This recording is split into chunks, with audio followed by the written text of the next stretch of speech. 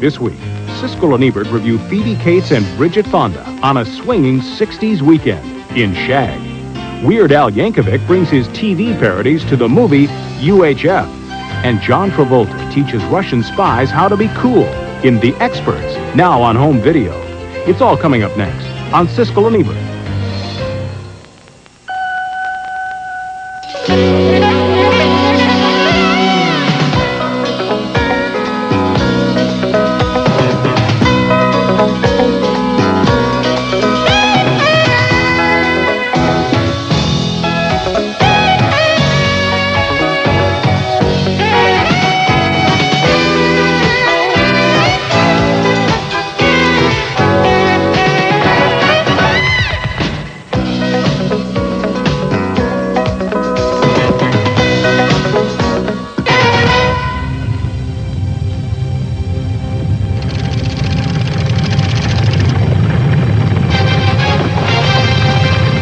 Weird Al Yankovic makes fun of movies and low-budget TV in the comedy UHF.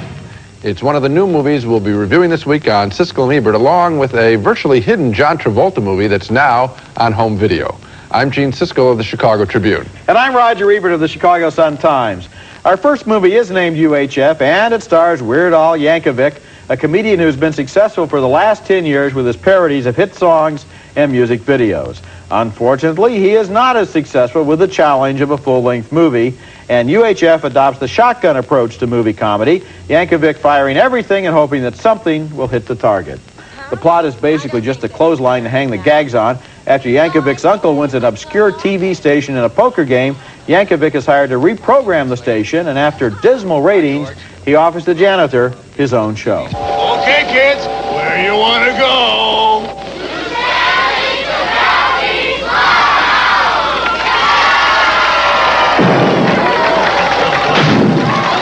The show is a hit, but the station needs other new ideas like this one for a new game format. Tell me what you think.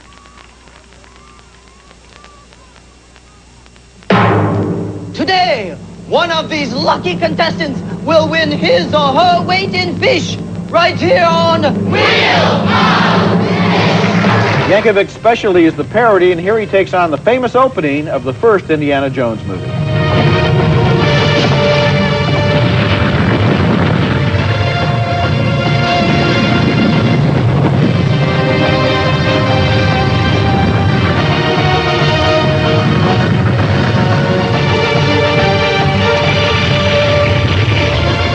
This movie seems literally willing to try anything to get a laugh, which may explain this scene.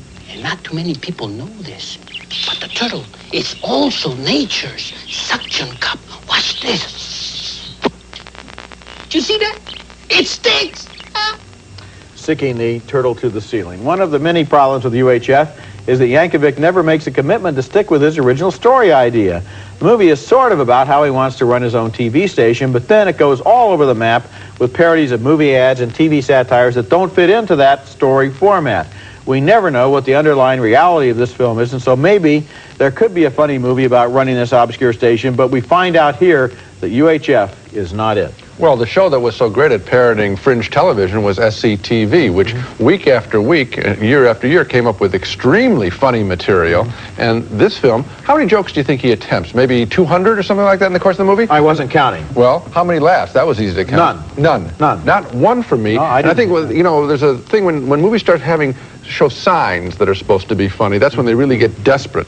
And this picture does that a number of times. I didn't laugh at a single thing. I was flabbergasted. Well, the movie violates one of my little laws, the first law of funny names, which is that any movie that uses funny names in an attempt to get a laugh is probably in desperation. You mean like Weird Al Yankovic? I think that's his real name. Yeah, Weird was his given name, right. Next film, it's called Valentino Returns, which is the name a young man in the 50s gives to his most prized possession, a brand new 1958 pink Cadillac. Valentino Returns is an oddball romantic comedy about a small-town 50s lifestyle. Unfortunately, the film has no laughs and few credible characters. Here we meet the young man and his love interest at a party. What's your name? Wayne, what's yours? Sylvia? Are you Sylvia? What do you mean? What? Does everybody know my name or something? Oh, no. Well, it doesn't matter anyway because I'm going to change it when I get older. Why? What's wrong with Sylvia? When I was little, all the other kids used to call me Saliva. We also meet the young man's estranged parents, played by Veronica Cartwright and Frederick Forrest. Hey, baby, we're stuck together. You can't leave me. Go away. No, please don't leave me. I can't eat, I can't sleep. Honey, we're in the ladies' room.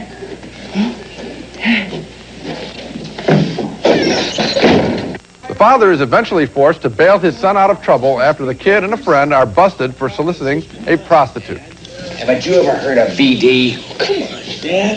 I thought you saw that picture show, Mom and Dad. What the hell they teach in that high school anyway?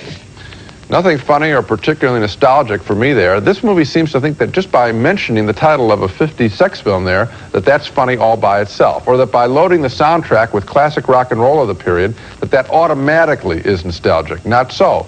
The songs are in our culture now, and everything from re-recordings to current TV commercials. So just playing one of those songs doesn't make the film more interesting. In fact, the songs are so good that when you're watching the picture, you think, well, I'd rather just turn off the visuals and listen to the soundtrack. How bad is Valentino Returns? Well, Frederick Forrest is a fine, fine actor, but he's utterly lost with his insipid character of the father, just one of many phony characters in Valentino Returns. That's funny because I like this movie a great deal more than you did, and I liked it for a couple of reasons that I don't think you even reacted to. One of them is most of the 50s movies do steep themselves in nostalgia as if that were some kind of a sun-bathed golden period of the past when everybody was happy and lives were simpler. This movie shows that the 50s, like any decade for the people who lived at that time, had all kinds of problems, were kind of grim, were kind of depressing, did not turn out necessarily right for everybody.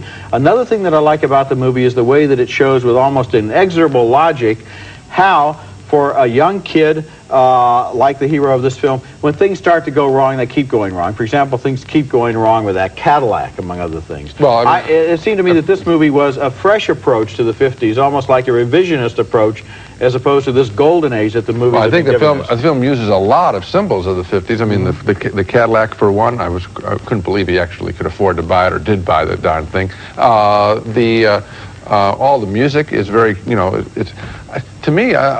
There wasn't a moment that I thought was real in any way. I know the syndrome that you're talking about, which of course is when you're young and you do have a problem, everything seems to fall apart. But that sounds right, but not the way it's played here. I just didn't buy it a single thing. You bought the Frederick Forrest character. Didn't you think that there was somebody wanted to shake the characters and say, wake up or something? No, I like the fact that they were kind of befuddled, and that they were kind of confused, and that they were kind of ordinary people in that way. The funny thing is, we have coming up next on the show, a movie from the early 60s, which is kind of more or less the same period, sort of from between Rebel Without a Cause and the Kennedy assassination. All seems to be that period that the movies zero in on. The movie is called Shag. It's set in 1963, as four teenage girls discover themselves during their last fling before college, and that's coming up next. Oh, I forgot. It was Sunbump Festival this weekend. Our next movie is named Shag, and it tells the story of four teenage girls on the brink of adulthood who sneak away from their middle-class homes in Spartanburg, South Carolina, to spend a weekend of fun at Myrtle Beach, which I guess is the South Carolina equivalent of Fort Lauderdale. It's where the boys are and the beer in a big shag dance contest, and it looks like fun to the girls, who are played here by Annabeth Gish, Phoebe Cates, Bridget Fonda, and Paige Hanna. Hi. Hi.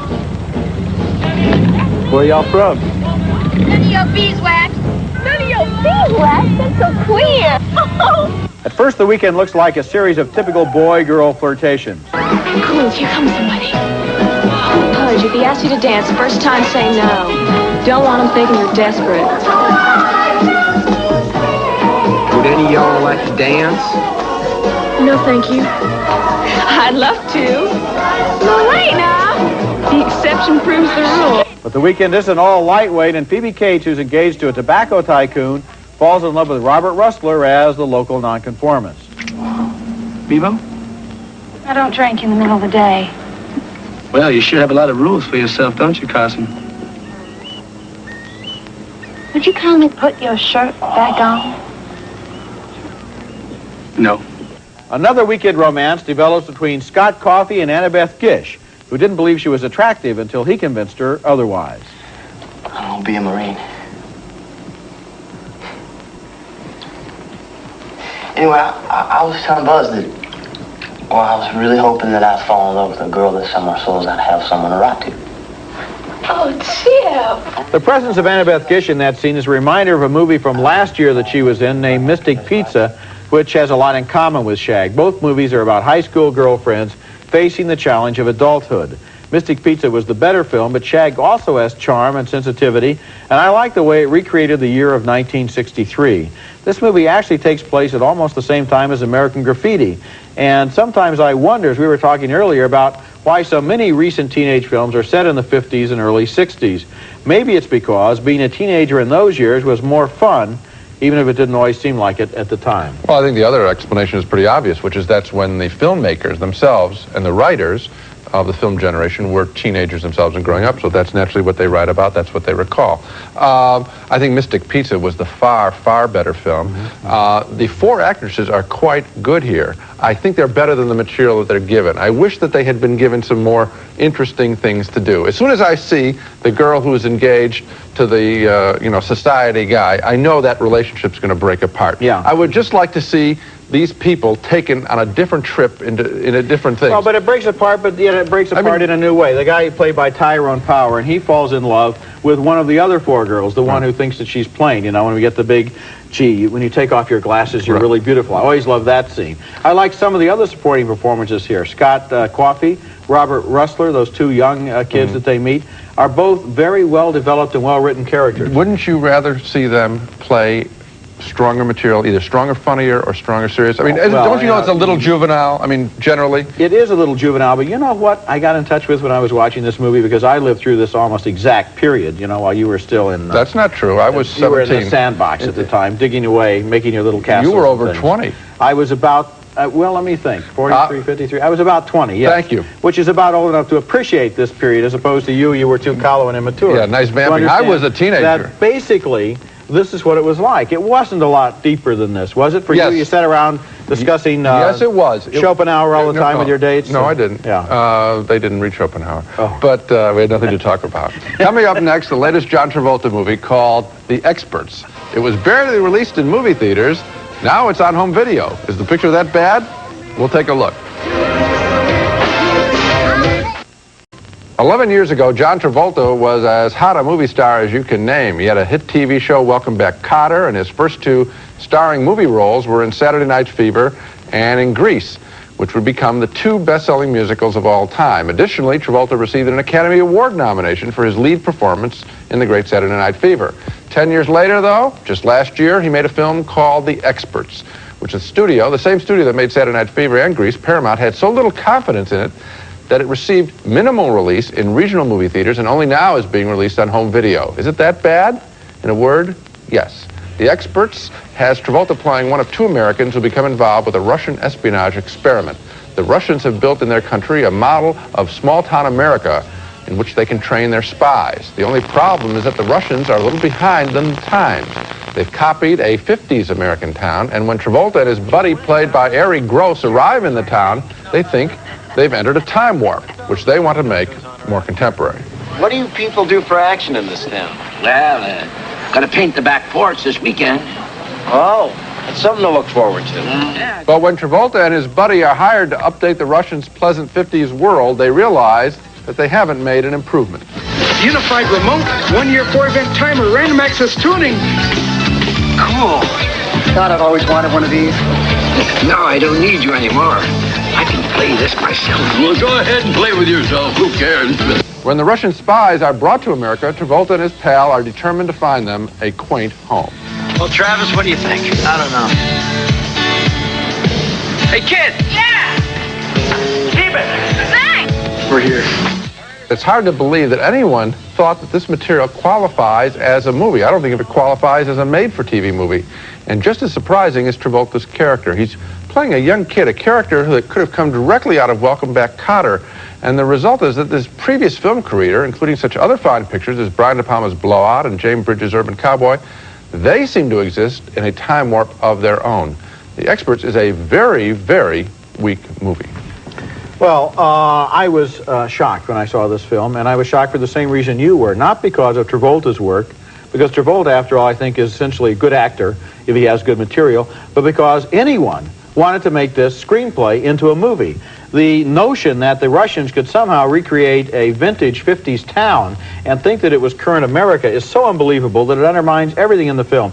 Do you have any idea how tough it is to get brand new 1957 Chevrolets and Fords and Studebakers and put them in a set like that? I don't think that a Hollywood set department could make it. Well, obviously, a Hollywood set department did make this town, but in Russia, this wouldn't happen like this, and nobody in Russia would think it should happen like this. So what we're up against here is the idiot plot syndrome, in which everybody in the movie, everyone has to be a complete idiot in order for the plot to survive. Let's say that they made something more contemporary. Even then, it would be a stupid idea. I mean, I don't think the thing just hangs on that one little flaw that you found. I don't know what the joke is here. I don't know what the drama is here. I don't know where the characters are. I don't understand what anybody's doing. I don't either. I was completely baffled. I was sitting there saying this movie was made by people who must have been hypnotized into thinking that they had a movie on their hands. As for Travolta, it's a tragedy in his career that he makes a big film like this and it's not even released in theaters. But watching his work here, all I could think of was, here's an actor who's in the wrong role, in the wrong movie, with the wrong script and the wrong dialogue. I think that it's unfortunate that it's singled out as a Travolta flop when actually everybody else failed before he even got to the movie. When we come back, we'll look at a new video that features the early days of Porky Pig and Daffy Duck, and a salute to the late Mel Blanc, who did all of their talking for them. I gotta catch that kid! There are video cassettes and laser discs in the stores right now that feature 32 of the adventures of Daffy Duck and Porky Pig, Bugs Bunny, and Elmer Fudd. And these collections are a little different from a lot of the cartoon anthologies on the market because they reach way back into the 1930s and 40s for some of their selections, providing us with a view of a long ago historic period when Porky Pig was thinner, Elmer Fudd was just learning to hunt, and Daffy Duck hadn't started to sound like Daffy Duck. Cartoons were more inventive in those early years, and here's an example of the way they stretched reality as a restless audience member distracts attention from the story on the screen. Sit down. Sit down.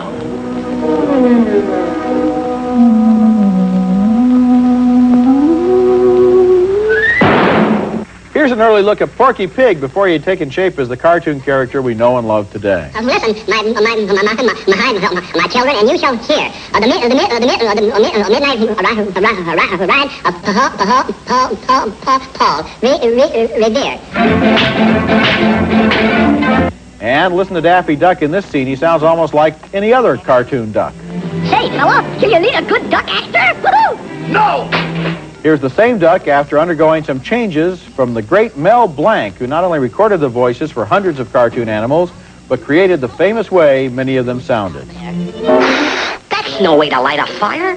Here, rub these two sticks together like a really and truly woodsman. The thing that always amazes me in listening to these cartoons is the realization that almost all of those voices, in some cases every single voice, is being done by the same man, Mel Blanc. And how he did that, I don't know, and he did it for a long time. Well, you know, he died just a couple of weeks ago, and so now I think we're much more sensitive. As I was watching this, I watched the Bugs and Elmer series, and as I was paying particular attention to the voice, and I could not see or hear, actually, how he could stretch his vocal cords that way. What we have here, the Bugs and Elmer stuff, each one of these characters has a video cassette of his own, and then they have laser discs combining two and two, 16 on each laser disc. Right. So you can go back and get a little bit of a historical look. On the ones that I was looking at, you go back to the cartoons of the 30s, and what you realize is at that time they were not making cartoons just for kids. They were making cartoons that were sophisticated and witty and inventive, and they were for everybody in the audience.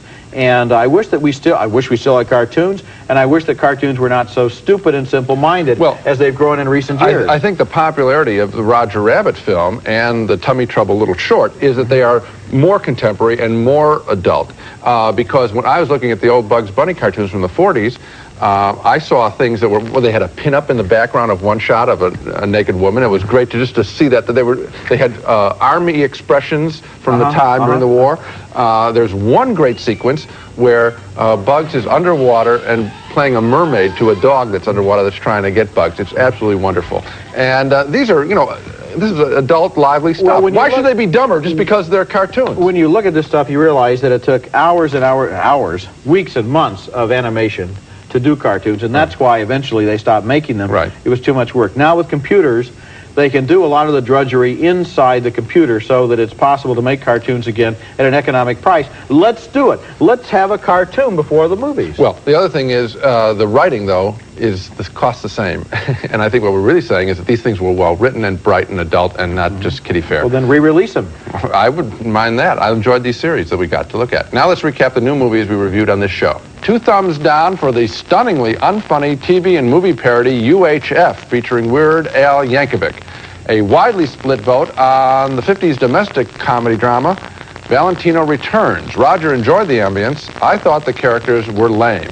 And a split vote on Shag, 4 teenage girls coming of age in the 60s. We both agreed that the performances were good, but I found the material to be trite, whereas Roger was engaged. So of all of these pictures, including the Travolta release on tape, I end up liking the cartoons by far the best. You know, I think it's unfair, though. Once again, we say the Travolta release. I know, because of his stardom. Somebody directed it, somebody wrote it, and You're it's right. Travolta who hangs out. It's always the actor that gets blamed for these things. Not always, but I mean, I think that they also get a proportionate amount of praise. Similarly, I think you're right, though. He shouldn't be blamed. It's just that I think a lot of people, I know I, for one, really like this guy in 4 of his pictures, and you want to see him do good work. So I'm rooting for him. It's just that it's more my disappointment. Okay, that's it for this week. Next week, a special edition of Siskel and Ebert that we're calling Hidden Horror. Gene and I both select overlooked horror films that we think deserve a wider audience on home video, and that's next week. Until then, the balcony is closed.